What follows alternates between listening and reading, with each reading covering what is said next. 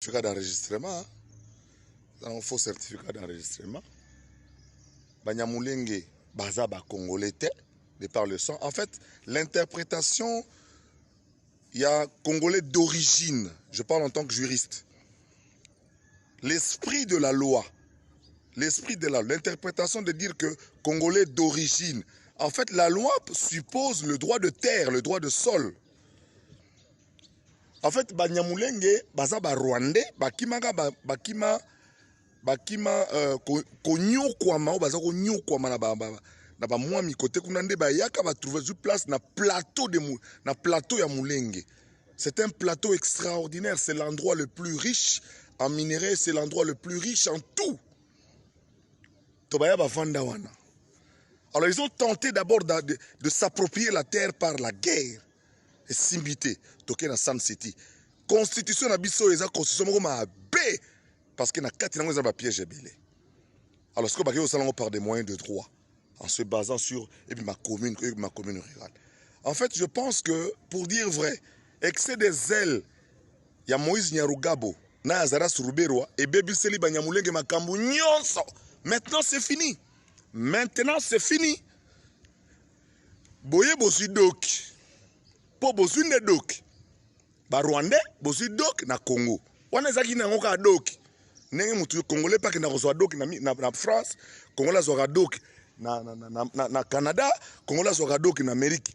Congolais soit doc na Amérique a comme américain, Congolais soit doc na Canada comme canadien, Congolais soit doc na Belgique a comme belge, Congolais soit doc na France a comme français, soit doc na Angleterre a comme anglais, mais jamais Congolais a comme anglais qui nous déclarer ma belle à Londres. To Congolais a comme Canada, le bien côté Montréal et comme yabango. Pour Montréal, tout ça est belé. Vous savez qu'il y a même un quartier dans Montréal comme dans Mouchima Ikananga. Parce que l'oubo bakimanga ba persécution à Jekamine. Il y a katanga tango kiungwa kumwanza qui s'est converti et je salue Baba en passant. Bakoma na kanakuna ba benga na Mouchima Ikananga.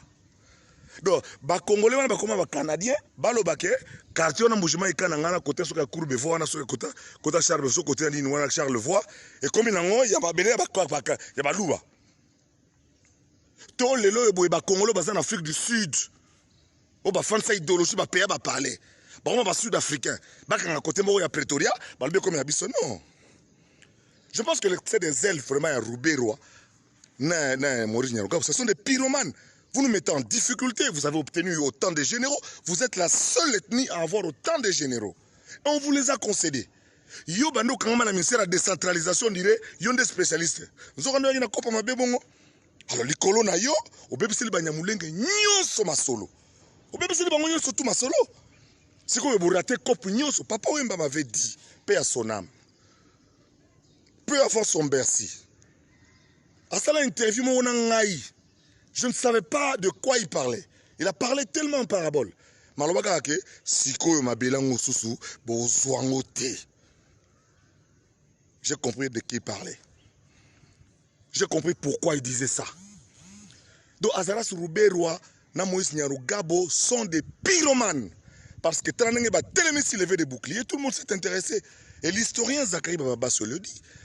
Tous les historiens sont unanimes que les tribus qui occupent la montagne de Mulenge, ils n'existent pas dans la tradition de... Parce que les tribus qui sont aujourd'hui sur la montagne de Mulenge sont là depuis le 14e siècle. Eux sont arrivés ici au 19e siècle, fouillant les guerres et les massacres. Et grâce à Bisengimana, un autre Rwandais qui était à la présidence, nous avons obtenu en disant, en 1971, en disant que toutes les tribus qui se sont trouvées au Congo après 1960 sont des Congolais. Donc, tu peux savoir Binodok. Tu peux savoir ma bellete. Bon, le bisana baba.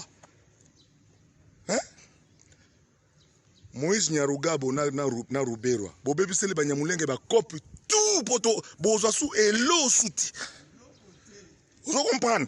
C'est quand bozwa et sous et l'eau tête toko botte là oyo.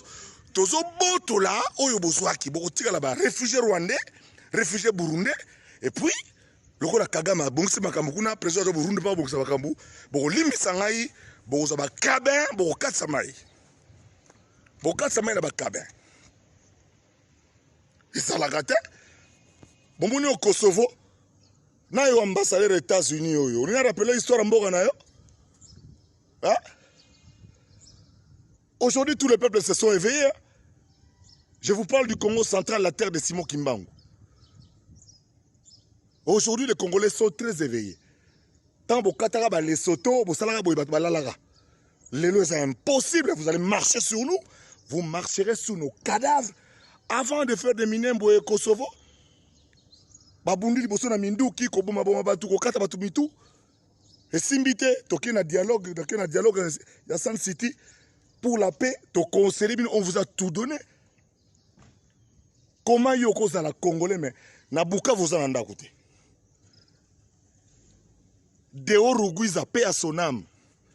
15 ans de PDG ya Ofida. Ananda côté, ozomona normal. Ananda kuna giseni. Ndako ya Goma moko basala ya par hasard. Rubero ana ndako na Bukavu te, ana ndako na Kini te, bandako ya leta. Sikoyo. Hein? Likolo excès des ailes dans Bino.